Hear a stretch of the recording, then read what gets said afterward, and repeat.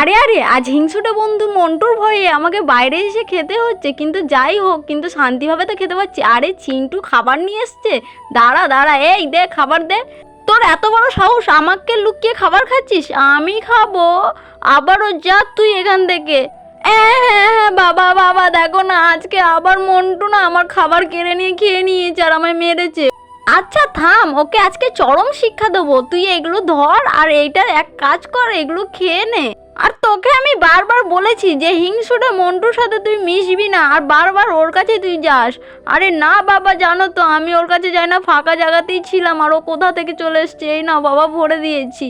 আচ্ছা যা, এটা নিয়ে যা ওর কাছে।